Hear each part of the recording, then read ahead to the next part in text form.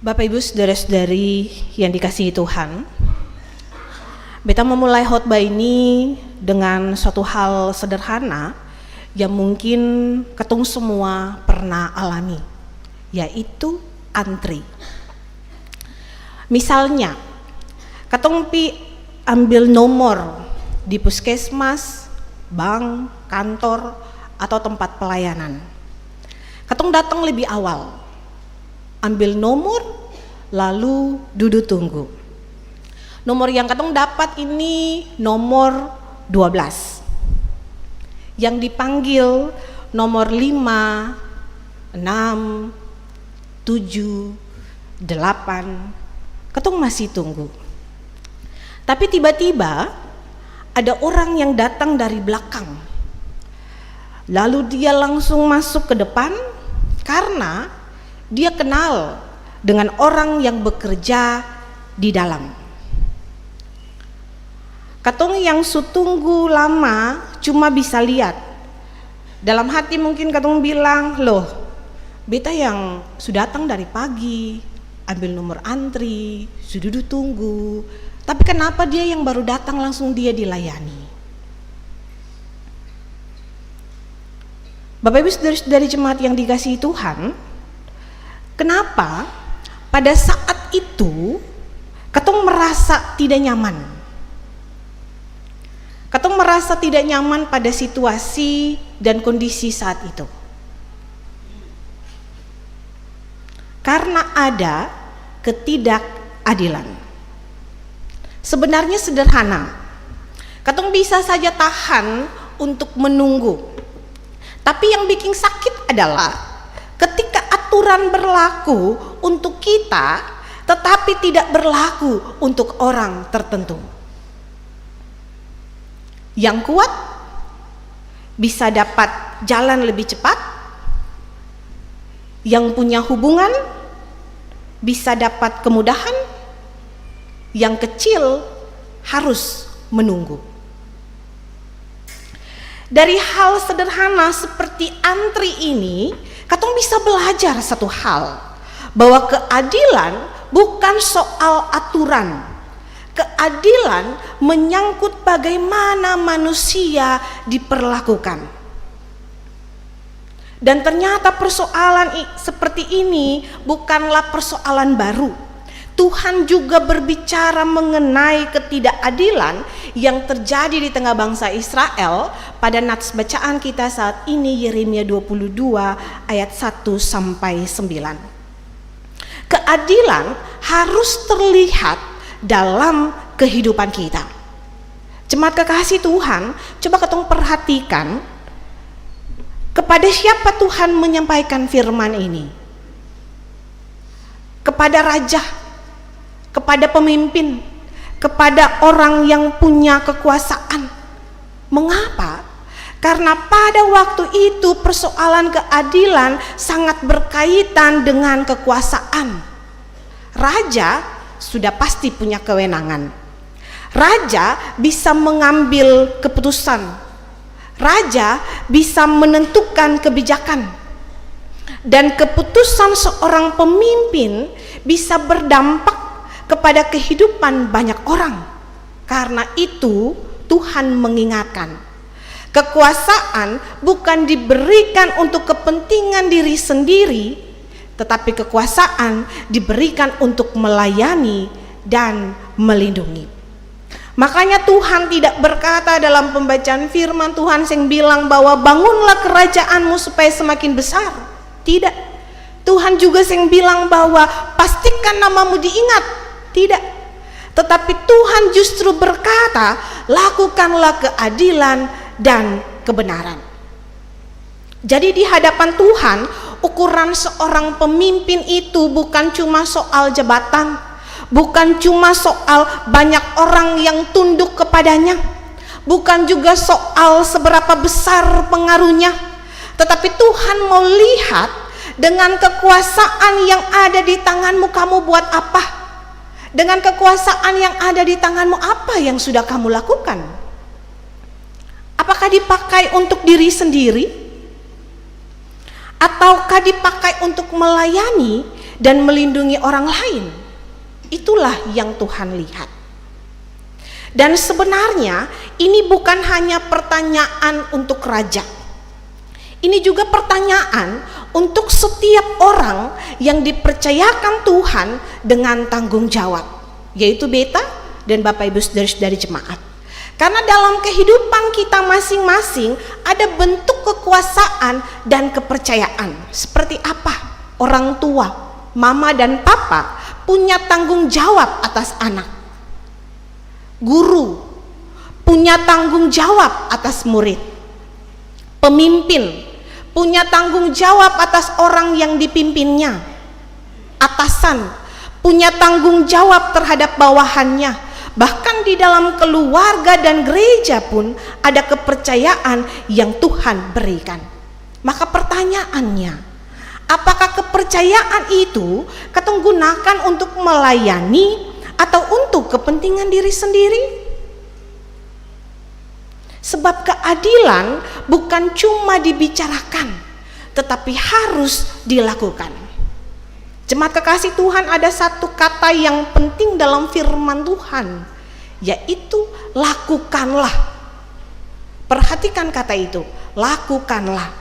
Berarti bukan cuma bicara, bukan cuma punya pendapat tentang keadilan, bukan cuma menjadikan keadilan sebagai sebuah tema, bukan cuma menulis tentang keadilan, tetapi lakukan. Karena keadilan harus kelihatan dalam kehidupan. Kalau katong bilang katong mengasihi Tuhan, maka kasih itu harus kelihatan dalam cara kita memperlakukan orang lain. Kalau katong bilang katong takut Tuhan, maka itu harus kelihatan dalam cara kita menggunakan jabatan dan tanggung jawab. Kalau katong bilang katong adalah orang Kristen, maka kekristenan itu harus kelihatan dalam cara kita memperlakukan orang yang lemah. Sebab bisa saja Bapak Ibu saudara-saudari jemaat rajin datang ke gereja, tapi di tempat kerja memperlakukan bawahan dengan kasar. Kalau Bapak Ibu ikuti diskusi hari Jumat itu, Bupati X dan Ibu Kepala Dinas Y aktif dalam pelayanan, tetapi di rumah tidak berlaku adil kepada keluarga. Rajin berdoa, tetapi ketika orang yang membutuhkan pertolongan, katong memilih untuk menghindar. Bisa bicara tentang kasih Tuhan, tetapi merendahkan orang yang ekonominya lebih rendah. Sebab bisa saja bicara tentang keadilan, tetapi ketika ada kesempatan untuk mendapatkan keuntungan bagi diri sendiri, katong mengambilnya, meskipun katong tahu bahwa itu merugikan orang lain. Karena itu firman Tuhan mengingatkan, iman sing boleh berhenti hanya di dalam gereja. Iman harus kelihatan dalam kehidupan kita sehari-hari. Sebab kekristenan bukan hanya apa yang katong katakan, tetapi bagaimana katong memperlakukan orang lain. Kalau kita mengaku mengasihi Tuhan, maka kasih itu harus nyata dalam kehidupan kita. Dan kalau keadilan harus kelihatan dalam kehidupan, pertanyaannya, siapa yang terutama harus kita perhatikan? Tuhan melihat orang yang sering tidak dilihat. Tuhan secara khusus dalam nas bacaan kita menyebut orang asing, anak yatim, dan janda. Kenapa mereka disebut? Karena mereka adalah orang-orang yang mudah menjadi korban. Mereka tidak punya kekuatan besar untuk membela diri. Mereka mudah diabaikan dan mudah disingkirkan. Dan Tuhan berkata, jangan perlakukan mereka dengan tidak adil. Bapak Ibu saudara-saudari, ini menunjukkan hati Tuhan, bahwa Tuhan memperhatikan orang yang sering tidak diperhatikan oleh manusia. Tuhan melihat orang yang sering dianggap kecil, lemah, dan mudah disingkirkan. Sehingga kita sebagai orang-orang percaya, kita tidak hanya dipanggil untuk kasihilah sesamamu manusia, tetapi kita juga dipanggil untuk belajar melihat dengan mata Tuhan. Sebab kita sebagai gereja harus hadir di tengah masyarakat. Jemaat kekasih Tuhan, katong hidup di Maluku. Katong punya laut, punya tanah, punya budaya, punya kehidupan pela dan gandong, punya semangat hidup orang basudara. Itu semua adalah kekayaan yang Tuhan kasih bagi kehidupan kita.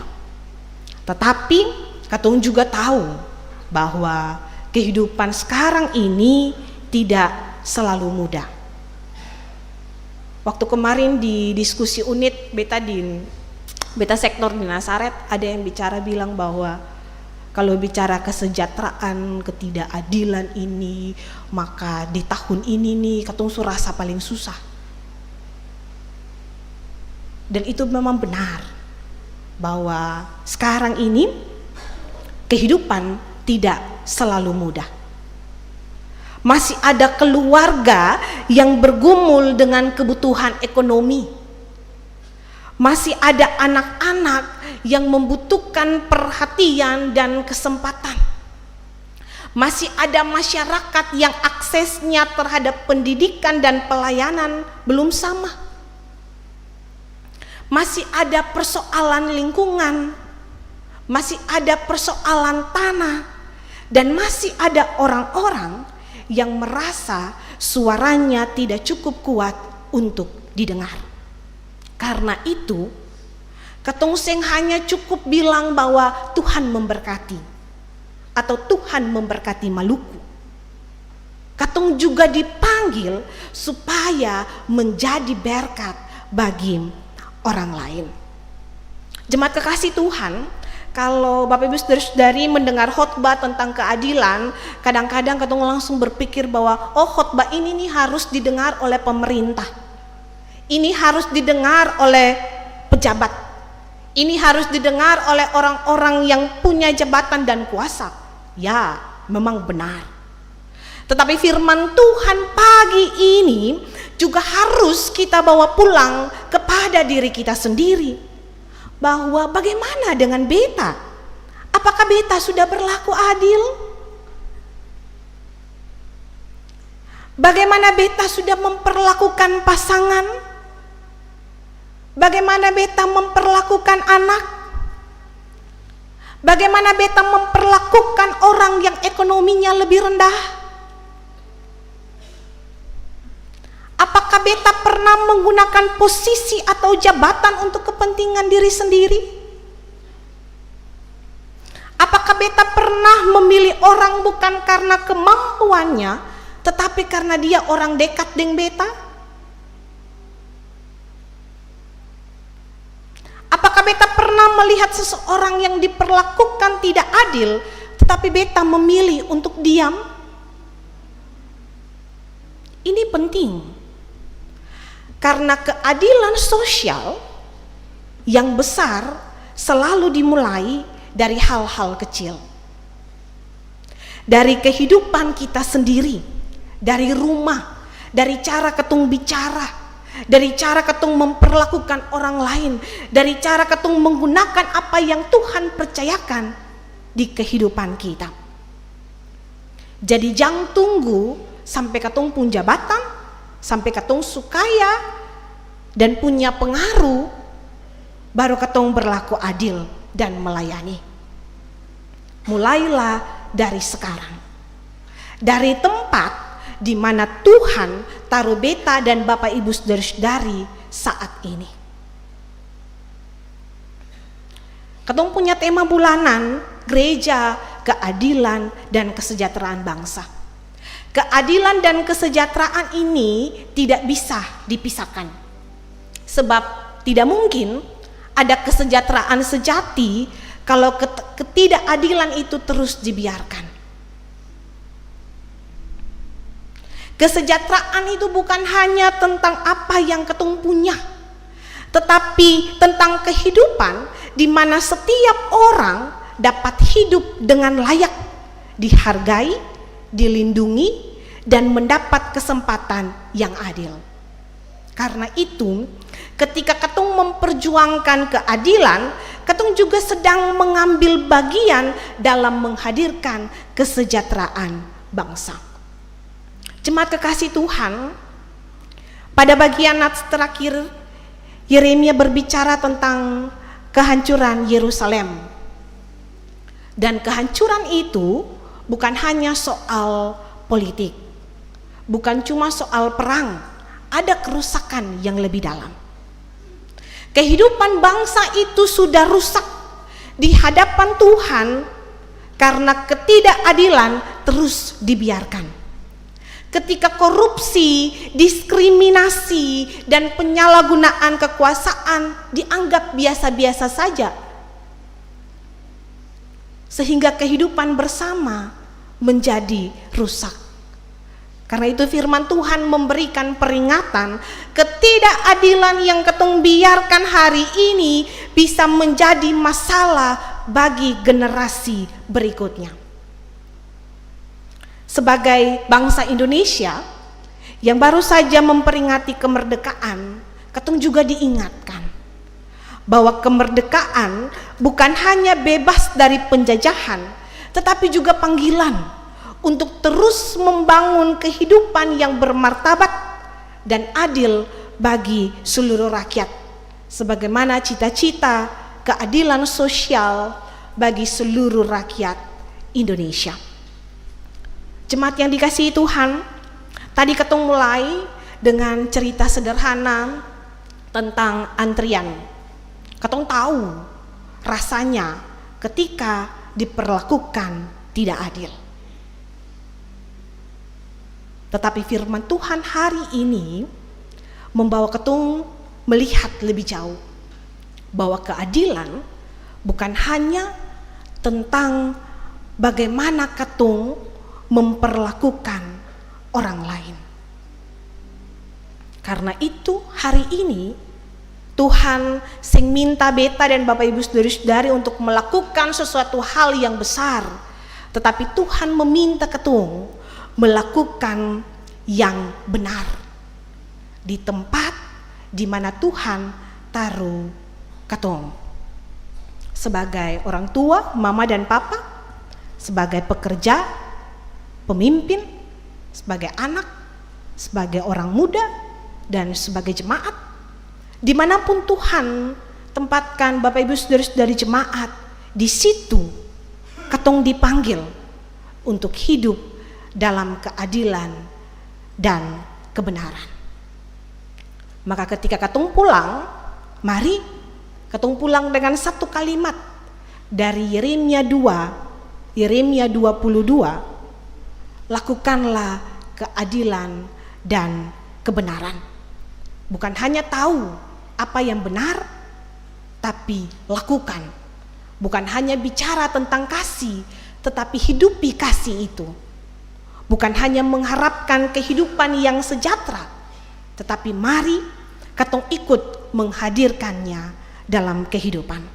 Kiranya melalui katumpung hidup, melalui katumpung keluarga, melalui katumpung pekerjaan, melalui gereja, semakin banyak orang bisa merasakan kebaikan Tuhan.